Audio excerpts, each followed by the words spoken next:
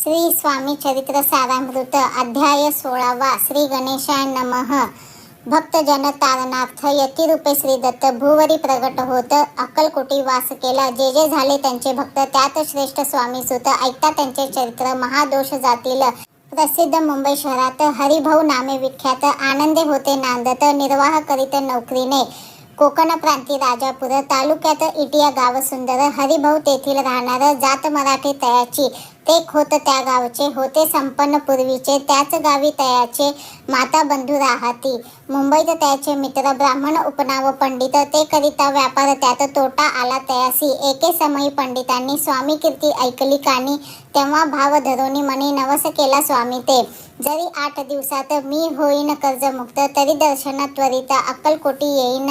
हरिभाऊ आणि त्यांचे मित्र अफूचा व्यापार करिता त्यात आपणा नुकसान सत्य येईल ऐसे वाटले। त्यांनी काढली एक युक्ती बोलावून पंडितांप्रती सर्व वर्तमान त्या सांगती म्हणती काय करावे हे नुकसान भरावयासी द्रव्य नाही आम्हापासी फिर्याद होता अब्रुसी बट्टा लागेल आमुच्या।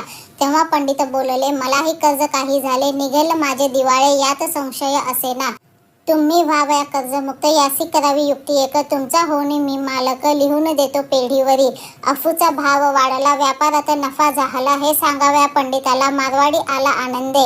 अक्कलकोटी स्वामी समर्थ सांप्रत काळी वास करीत त्यांचीच कृपा ही सत्य कर्जमुक्त झालो आम्ही। गजानन हरिभाऊ पंडित त्रिवर्ग अक्कलकोटी जात समर्थांचे दर्शन घेत पूजन करीत भक्तीने। तेव्हा समर्थे तयासी शिवराम मारुती ऐसी नामे दिधली त्रिवर्गासी। अनिक मंत्र दिधले पंडिता राम म्हटले गजानना शिवनाम दिधले मारुती हरिभाऊस म्हटले तिघे केले एक रूप। मग समर्थे त्यावेळे त्रिवर्गाजवळ बोलाविले तिघांचे 3 श्लोक दिधले मंत्र म्हणून ते ऐका। श्लोक गुरु ब्रह्मा गुरुर्विष्णु गुरुर्देवो महेश्वरः गुरु साक्षात परब्रह्म तस्मै श्री गुरुवे नमः। ऐसा मंत्र हरिभाऊ ते दिधला असे समर्थे तेव्हा त्याच्या आनंदाते पारावार नसेची।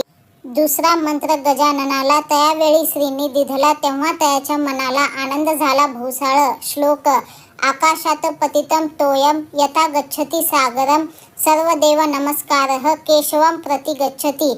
संतोषले त्याचे मन मग पंडिताजवळ घेऊन एक मंत्र उपदेशून केले पावन तया ते। श्लोक इदमेव शिवम इदमेव शिवम इदमेव शिवमम इदमेव शिवः। 300 रुपये त्यांनी आणले होते मुंबईहून त्याचे काय करावे म्हणून विचारिले समर्थाते। ऐसा प्रश्न ऐकोनी समर्थ बोलले त्या लागोनी त्यांच्या पादुका बनवून येथे आणाव्या सत्वर। काही दिवस गेल्यावरी त्रिवर्ग एके अवसरी उभे राहून जोडल्या करी आज्ञा मागती जावया। आज्ञा मिळता तयासी आनंदे आले मुंबईसी। हरिभाऊच्या मानसी ध्यास लागला स्वामींचा। त्या आत्मलिंग पादुका 14 दिवसापर्यंत देखा पायी वागवी भक्त सखा दिधल्या नाही कोणाते। हरिभाऊ एके दिने समर्था सनिध येऊन दर्शन घेऊन श्रीचरणी मस्तक त्यांनी ठेविले। तो समर्थ त्याप्रती घेऊन या मांडीवरती वरदहस्त सत्वरगती मस्तकी त्याचे ठेविला। म्हणती तू माझा सूत झालासी आता निश्चित परिधान करी भगवे वस्त्र संसार देई सोडून। मग छाटी कफनी झोळी समर्थे तयासी दिधली ती घेऊन त्यावेळी परिधान केली सत्वर। आत्मलिंग पादुका सत्वरी देती हरिभाऊचे करी म्हणती जाऊनी सागर तिरी किल्ला बांधून राहावे। जाऊनी आता सत्वर लुटवी आपला संसार लोभ मोह अनुमात्र चित्ती तुवा न धरावा। आज्ञा ऐकून ऐशी आनंद झाला मानसी सत्वर आले मुंबईसी साधू वेश घेऊन। असो हरिभाऊने काय केले ब्राह्मणांशी बोलाविले संकल्प करून ठेविले तुळशीपत्र घरावरी। हरिभाऊ घर लुटविता तारा नामे त्याची कांता ती करी बहुत आकांता। घेत उर बडवोनी विनविते जोडोनी कर अद्यापि स्वस्थ करा अंतर।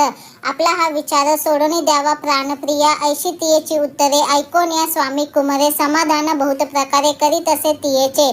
स्त्रियेच्या अंगावरी अलंकार तेही लुटविले समग्र तिये दिधले शुभ्र वस्त्र परिधान करावया। आत्मलिंग समर्थे स्वामी सुता ते दिधले होते त्या पादुका स्वहस्ते मठामाजी स्थापिल्या। कामाठीपुरात त्या समयी मठ स्थापिला असे पाही हरिभाऊ होऊन गोसावी मठामाजी राहिले। इति श्री स्वामी चरित्र सारामृत नाना प्राकृत कथा समर्थ सदाभाविक भक्त परिसोत षोडशोध्याय गोड हा श्रीरस्तु शुभम भवतु।